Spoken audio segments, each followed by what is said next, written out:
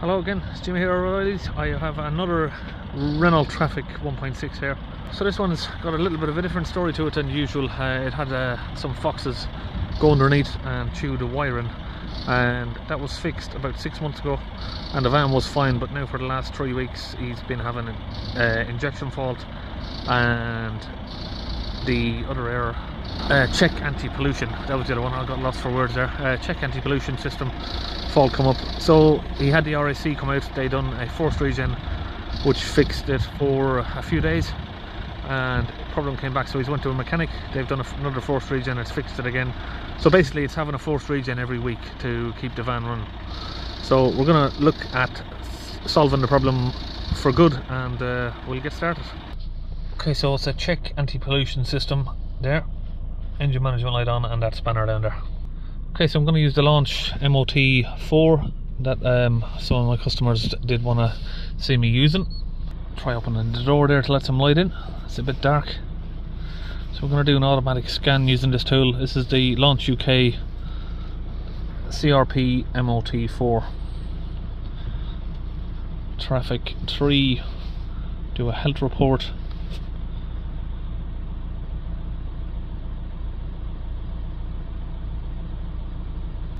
Okay, so it's just scanning through there, almost finished. Turbine upstream pressure sensor circuit, and then we have speed limiter, cruise control, short circuit. So these speed limiter faults always come when you've got a upstream pressure sensor fault or a preheating fault. Very silly, Renault. So yeah, in the past I've fixed this fault and then the speed limiter, cruise control starts working. Very strange, I know. And computer power supply. Okay, so maybe it had a flat battery or something. Airbag fault warning. Oil level sensor. That one I'm not going to be able to get hold of today if it needs one of those. Downstream nitrogen oxide sensor. Now this one that we talked about just a minute ago, I'll have to show you underneath the van.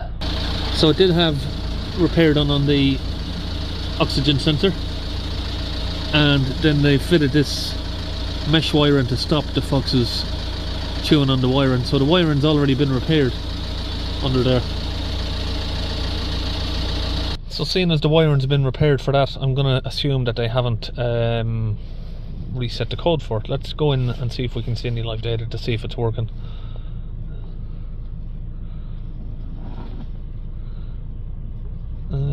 Temperature, add blue temperature, add blue quality.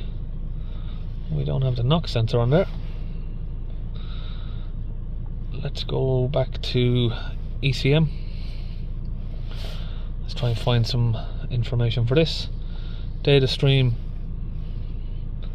We're going to look for upstream pressure sensor first, and then we'll find the engine speed. So these two should match.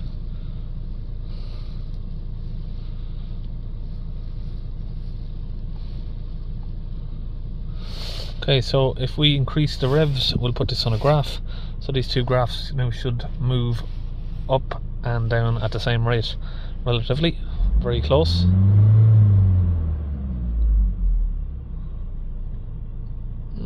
Seems okay.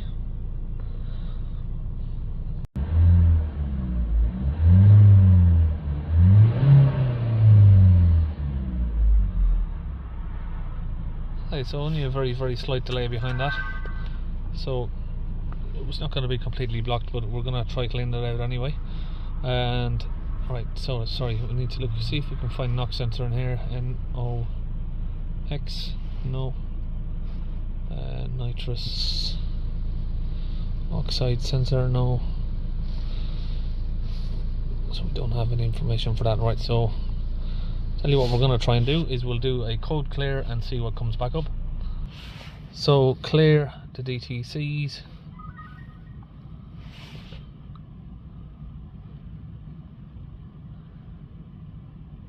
Then we'll run the engine for a minute and see what fault codes come back. Okay.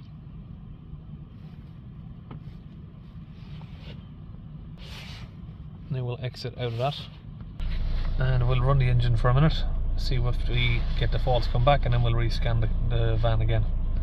Okay, so straight away there with the engine running, we've got the turbo upstream pressure sensor again, circuit issue, so we're going to change that. I've got loads of those in the van, I've got one here, we'll get that fitted on. Now the NOx sensor circuit issue hasn't come back, neither has the glow plug one, but the glow plug one does take a while to come back, I do know that. Daytime running lights we're not really concerned about. Okay, we've got a 7mm here to open this.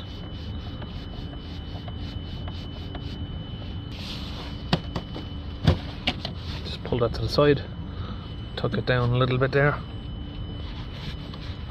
It's not in your way. We'll unplug this sensor, tuck that cable over there. Get little angled pliers here and we can get this clip out. Now if we connect a gauge to where that sensor came out, you can see there it's holding pressure, so it does drop when you let go, but it shouldn't hold pressure. Okay, so because this is not completely blocked, we should be able to get some fluid through it. So I've got this hooked up at 130 psi. Launch UK DPF cleaning gun with the launch UK DPF cleaning fluid. Squeeze the trigger. Okay, a little bit too much pressure, it's popped out. Okay, so now by holding this with one hand and then holding that attached, we've managed to now get it flowing. So what I will say is, if you're doing this, only put a couple of 100ml of the fluid in, don't put a whole litre in there with the engine off, because you can flood the engine back into the cylinders and block everything up, so don't do that. Okay, now if we try that again, you can see now we've got a free flow through the tube. Okay, now we just put all this back together. We'll change that sensor for one that we know is working. Connect back up this air pipe, otherwise the van won't start. First time I didn't realise that, it gave me a bit of a fright, because I put the DPF cleaning fluid in, tried to start the engine and it just kept stalling out, and then I realised, okay, let's put this air pipe back on, and it does start. Okay, now let's try and clear that upstream pressure sensor circuit fault again. Now one thing I haven't done as well, I haven't tested the wiring of the plug. Some would say, oh, test the wiring of the plug before you change the sensor. I've got the sensors in the van and they're cheap. Just swap one over. If the fault comes back, we can then test the wiring. We'll just do this quickly first. Okay, engine running. We'll do another health report, see if that sensor fault comes back. No, it's all clear. So that's those two problems done. The blockage in the pipe and the circuit issue with the sensor itself. The blockage with the pipe, the soot can get in to the sensor and kill it, basically. So yeah, that's two problems that we've sorted there. Now we can move on to the glow plugs. Okay, now the glow plugs are down here. You can't really see them, but that's a plug for number 1, 2, or if you're doing it in French terms, 4, 3, 2, 1. So we pull the plug out for number 1, number 2,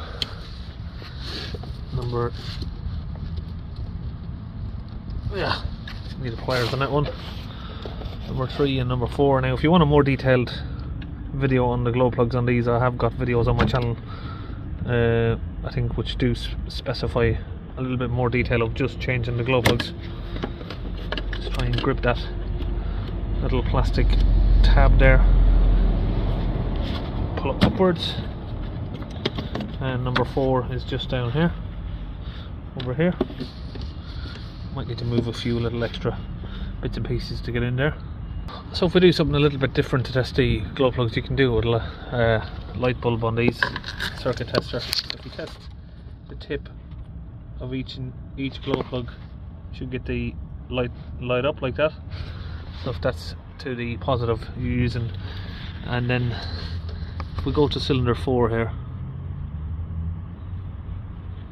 it's dead. Okay, so we've got a set of 4 glow plugs here that we're going to get fitted. So I actually used the camera here to help guide me into the glow plugs to get them out. You can use the camera also there to help guide you back in with the new glow plugs. So can you see which one of these was the dead one? This one here.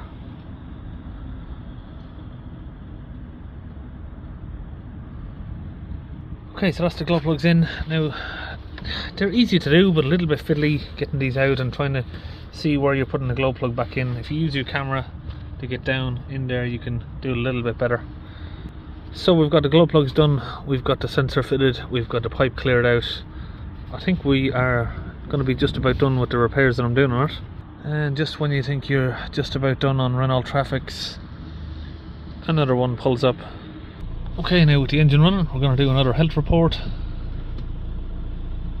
No faults. And now we'll take the van on a 10-minute test drive up and down, and then we'll re-scan it again.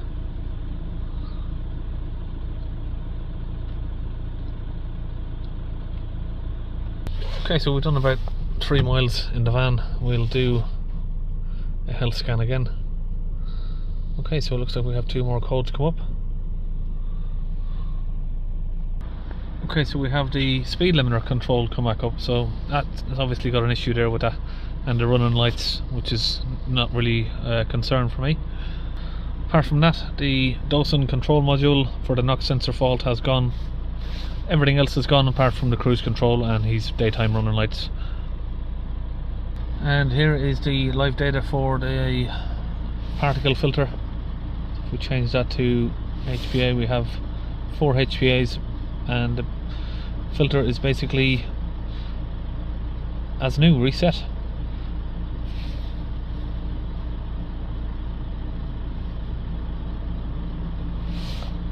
Okay, now I don't know the followers' names, but some of my subscribers there were asking to include this in a lot of my new videos, so I am doing that there for you. I hope it makes you make your decision if you want to buy it or not. I'll put the link for this tool in the video description. So that's it, we're all finished on this Renault Trafic, and I'll see you on the next video, which will probably be this one.